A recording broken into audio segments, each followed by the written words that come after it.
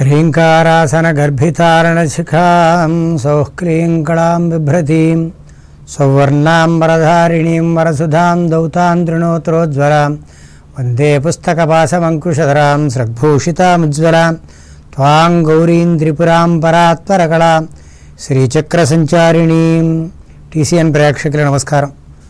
ఆ రోజులుగా మనం లలితా అమ్మవారి యొక్క నవరాత్రుల దేవి అమ్మవారి యొక్క నవరాత్రుల్లో భాగంగా 7వ రోజు ఆదివారంలోకి వచ్చాం.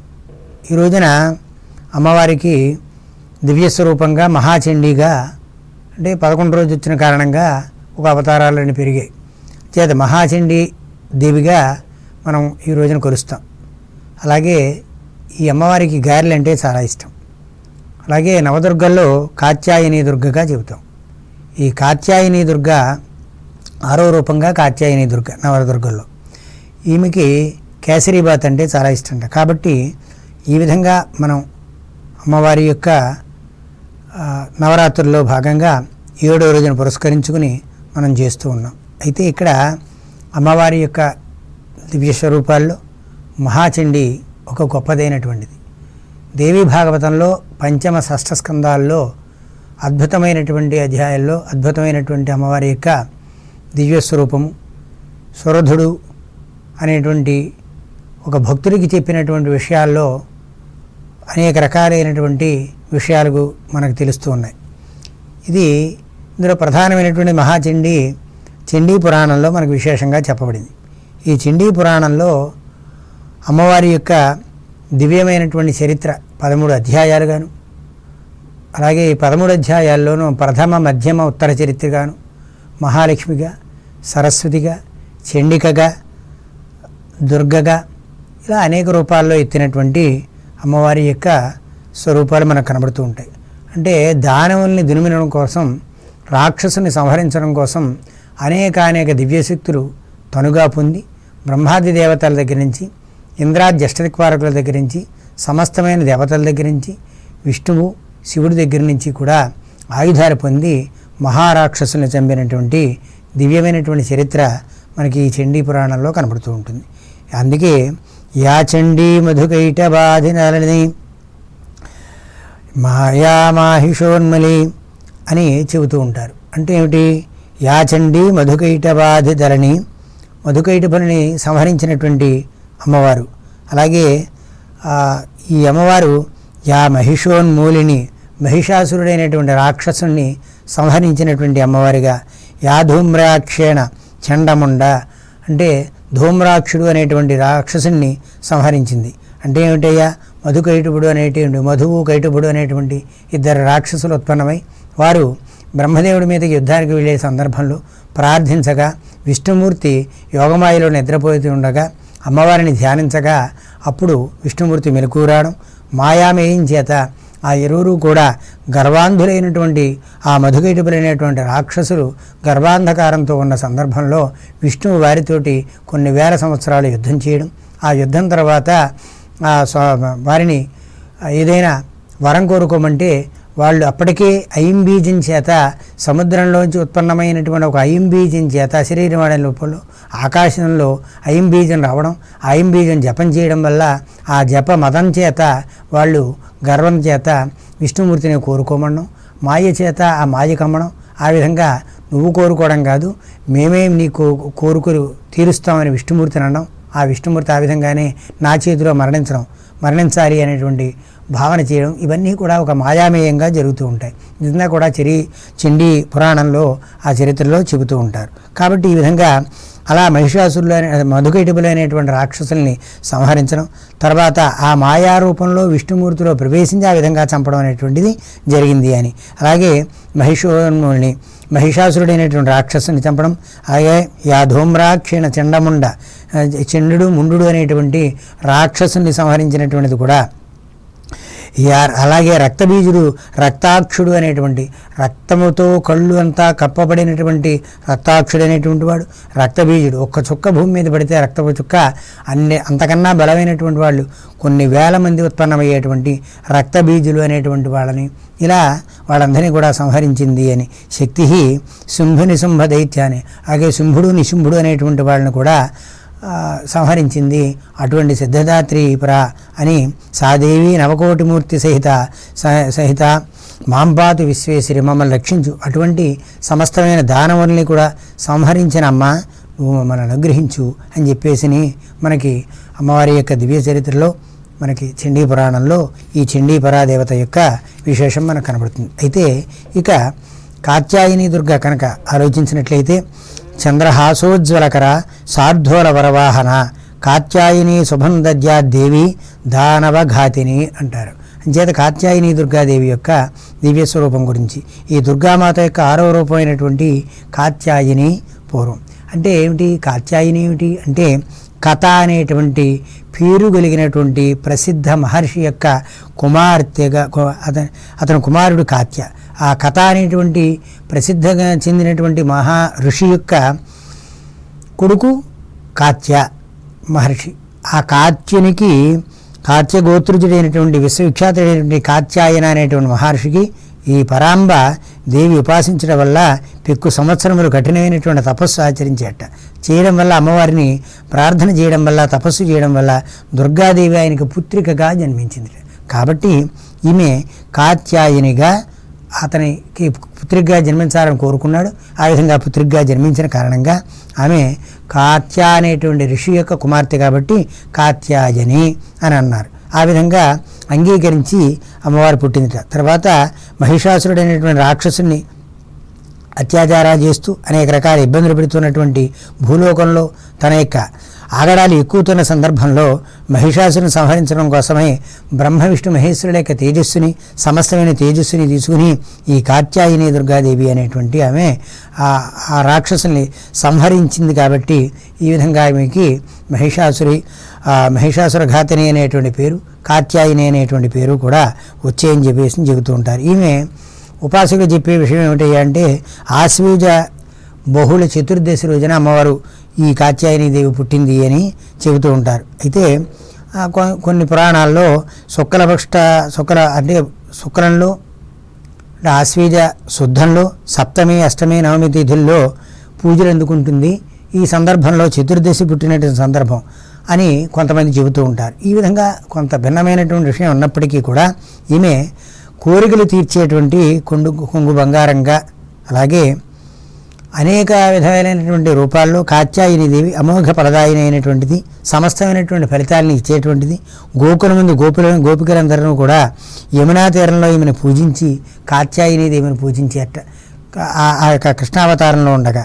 అయితే ఈ విధంగా అధిష్టాత్రి కాత్యాయని గోకుల బాలురందరికీ కూడా కోరికలు తీర్చే కొంగు బంగారంగా పూజలు అందుకున్నటువంటి సందర్భంగా మనకు కనపడుతుంది. దివ్యమైనటువంటి తేజస్వరూపంతో ఈమె కుడి చేతి ఒకటి అభయముద్రగా, అలాగే మరి ఒక వరముద్ర, వరముద్రలుగా, ఎడమ చేతిలో ఒక దాంట్లో ఖడ్గము, రెండో దాంట్లో పద్మము తోటి శోభిలుతూ సింహవాహిని అయినటువంటి ఈ అమ్మవారు కాత్యాయని దుర్గగా విరాజిల్లుతూ ఉంది. ఈ యొక్క ఆజ్ఞాచక్రంలో సిద్ధయోగులందరూ కూడా, యోగ సాధన చేసేటువంటి వాళ్ళందరూ కూడా ఆజ్ఞాచక్రంలో ఈ అమ్మవారిని నిలబెట్టుకుంటూ ఉంటారట. ఆ విధంగా సంస్కరింపబడి వారి యొక్క కోరికలు తీర్చుకుని చతుర్విధ పురుషార్థములని కూడా తీర్చుకునేటువంటి దివ్య స్వరూపంగా మనకి కాత్యాయని అమ్మవారు కనబడుతూ ఉంటుంది. ఈ విధంగా అమ్మవారి యొక్క దివ్య స్వరూపం కనబడుతోంది. కాబట్టి ఈ రోజున ఈ అమ్మవారిని, అలాగే కాత్యాయని దుర్గాదేవి యొక్క, అలాగే మహాచండీ యొక్క పూజ ప్రారంభించుకుందాం. చక్కగా దీపారాధన ఉంది కాబట్టి దాన్ని సంస్కరించుకుని మరి కాస్త అందులో ఆవు నెయ్యి కానీ నూనె కానీ పోసి సంస్కరించుకోవచ్చు. అలాగే ఆచమనం చేసిన తర్వాత కేశవాయ నమః, నారాయణాయ నమః, మాధవాయ నమః, గోవిందాయ నమః, విష్ణవే నమః, మధుసూదనాద్రి విక్రమ వామన శ్రీధర వృషికేశ హే శ్రీకృష్ణాయ నమః. తర్వాత అమ్మవారికి పుష్పం పాదాల దగ్గర వేసి నమస్కారం చేయండి. యా చండీ మధుకైటబాధిదలని, యా మహిషోన్మూలిని, యా ధూమ్రాక్షర చండముండమధని, యా రక్తబీజసిని, శక్తిశంభుని సంభదైత్యదలని, యా సిద్ధదాత్రే పరా, సా దేవీ నవకోటిమూర్తి సహిత మాంపాతు విశ్వేశ్వరి. చండీపరాదేవతను తలుచుకుని నమస్కారం చేయండి. అలాగే కాత్యాయని దుర్గాదేవి నమో నమః. ధ్యాయామి ధ్యానం సమర్పయామి. ఈ విధంగా సంకల్పం చెప్పుకోవాలి. అమ్మవారికి ధ్యానం చేసిన తర్వాత తిథి వారము నక్షత్రము చెప్పుకోండి. అస్మిన్ వర్తమాన వ్యావహారిక చాంద్రమానేన శ్రీ విశ్వావసునామ సంవత్సరే దక్షిణాయనే శరదృతౌ ఆశ్వేజమాసే శుక్లపక్షే సప్తమ్యాం వాసర భానువాసరే శుభనక్షత్రే శుభయోగే శుభకరణ యావంగుణ విశేష విశిష్టాయాం శుభదిదౌ శ్రీమాన్ గోత్ర నామధేయ మమ సకలశ్రేయోభివృద్ధ్యర్థం సకలశత్రు పలాయన ద్వారా సర్వజన మిత్రత్వ సిద్ధ్యర్థం సకలకార్య విజయ సిద్ధ్యర్థం అనుకోండి. అమ్మవారి యొక్క ఆ పూజ చేసేటువంటి కలశం ఏదైతే ఉందో మీరు ఆచమనం చేయకుండా వేరే ఉన్నటువంటి కలశంలో నీళ్లు తీసుకుని అక్షతలు నీళ్లు వదిలిపెట్టండి. తర్వాత అమ్మవారికి ధ్యానం చేసిన తర్వాత చంద్రహాసోజ్వలకర సార్ధూల వరవాహన కాత్యాయని సుబంధజ్యా దేవీ దానవఘాతిని కాత్యాయని దుర్గాదేవి అయిన నమో నమః. ధ్యాయామి, ధ్యానం సమర్పయామి. ధ్యానం చేసిన తర్వాత ఆవాహయామి, ఆవాహనం సమర్పయామి. నవర్తన ఖచ్చిత సింహాసనం సమర్పయామి. పాదయో పాద్యం సమర్పయామి. అమ్మవారికి నీళ్ళు చెమ్మండి. హస్తయో అర్ఘ్యం సమర్పయామి. ముఖే ఆచమనీయం సమర్పయామి. స్నపయామి. శుద్ధోదక స్నానం సమర్పయామి. అలాగే ఆపోహిష్టామ యోభవ తాన భూజ్య దధాతన మహేరణ యజక్షతే యోపసిపతమోరసస్తస్య భాజే దేహన ఉషతేరివ మాతర తస్మా అరంగమామభో యక్షయా యజన్మథ ఆపో జనయథా జన. శుద్ధోదక స్నానం సమర్పయామి. స్నానానంతరం శుద్ధాచమనీయం సమర్పయామి. స్నానానంతరం శుద్ధాచమనీయం సమర్పయామి. తర్వాత పంచామృతం ఉంటే జిమ్మండి. దధిక్షేర సమాయుక్తం మజ్జాజ్యేన సమన్వితం స్నానం గురుష్ భగవాన్ మహాదేవీ నమోస్తుతే. శుద్ధోదక స్నానం సమర్పయామి. ఓం వస్త్రగ్మం సదా శుభ్రం ప్రీత్యర్థం ప్రతుహీతాం వస్త్రగ్మం సమర్పయామి. యజ్ఞోపవీతం పరమం పవిత్రం ప్రజాపతేర్యత్ సహజం పురస్సాద్ ఆయుష్యమగ్రీం ప్రథమం శుభ్రం యజ్ఞోపవీతం బలమస్తుతేజ. యజ్ఞోపితాన్ సమర్పయామి. గంధద్వారాన్ తర్వాత గంధం వేయండి. గంధద్వారాంధ్రాధరషాన్ నిత్యపుష్టాగ్రేషిణీం ఈశ్వరీకం సర్వభూతాన తామిహోపఫయే శ్రీం దివ్యశ్రీ చంద్రమ సమర్పయామి. ఆయనేతే పరాయణే దుర్వారస్మిణీ హ్రదాశ్చ పండరీకాణి సముద్రస్య గ్రాహిమే అలంకరణార్థం పుష్పై పూజయామి. పువ్వులు పూజ చేయండి. అలాగా అమ్మవారికి చక్కగా గోముద్రగా అమ్మవారికి పూజ చేయండి. ఓం శ్రీ మహాదేవ్యై నమో నమః. ఓం కాత్యాయన్యై నమో నమః. ఓం భవాయ దేవాయ నమః. ఓం సర్వాయ దేవాయ నమః. ఓం ఈశానాయ దేవాయ నమః. ఓం రుద్రాయ దేవాయ నమః. ఓం ఉగ్రాయ దేవాయ నమః. ఓం ఉగ్రాయ దేవాయ నమః. ఓం భీమాయ దేవాయ నమః.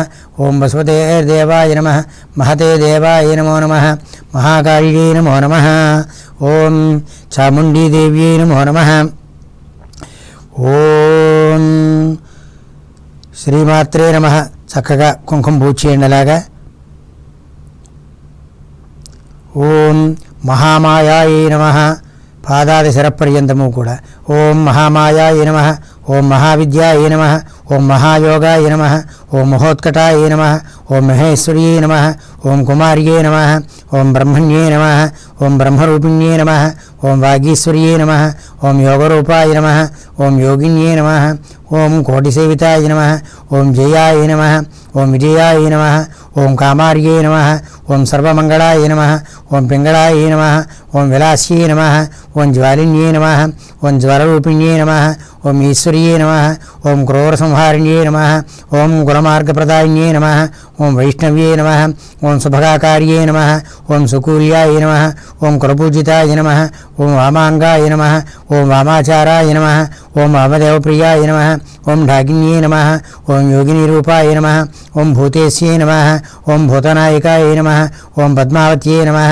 ఓం పద్మనేత్రాయ నమః. ఓం ప్రబుద్ధాయ నమః. ఓం సరస్వత్యై నమః. ఓం భూచర్యై నమః. ఓం ఖేచర్యై నమః. ఓం మాయాయ నమః. ఓం మాతంగ్యై నమః. ఓం భువనేశ్వర్యై నమః. ఓం కాంతాయ నమః. ఓం పతివ్రతాయ నమః. ఓం సాక్ష్యై నమః. ఓం సుచక్షవే నమః. ఓం కొండవాసిన్యై నమః. ఓం ఉమాయ నమః. ఓం కుమార్యై నమః. ఓం లోకేశ్యై నమః. ఓం సుకేశ్యై నమః. ఓం పద్మనాగిన్యై నమః. ఓం ఇంద్రాణ్యై నమః. ఓం బ్రహ్మచండాల్యై నమః. ఓం చండికాయ నమః. ఓం వాయువల్లభాయ నమః. ఓం సర్వధాతుమయీమూర్త్యై నమః. ఓం జలరూపాయ నమః. ఓం జలోదర్యై నమః. ఓం ఆకాశ్యై నమః. ఓం రణగాయ నమః. ఓం నృకపాలవిభూషణాయ నమః. ఓం నర్మదాయ నమః. ఓం మోక్షదాయ నమః. ఓం కామధర్మార్థదాయిన్యే నమః. ఓం గాయత్ర్యే నమః. ఓం సావిత్ర్యే నమః. ఓం త్రిసంధ్యాయ నమః. ఓం తీర్థగామిన్యే నమః. ఓం అష్టమ్యే నమః. ఓం నవమ్యే నమః. ఓం దశమ్యే నమః. ఓం ఏకాదశ్యే నమః. ఓం పూర్ణమాస్యై నమః. ఓం కుహురూపాయ నమః. ఓం తిథిమూర్తస్వరూపిణ్యే నమః. ఓం సురారిణాశక్యకార్యే నమః. ఓం ఉగ్రరూపాయ నమః. ఓం వత్సలాయ నమః. ఓం అరణాయ నమః.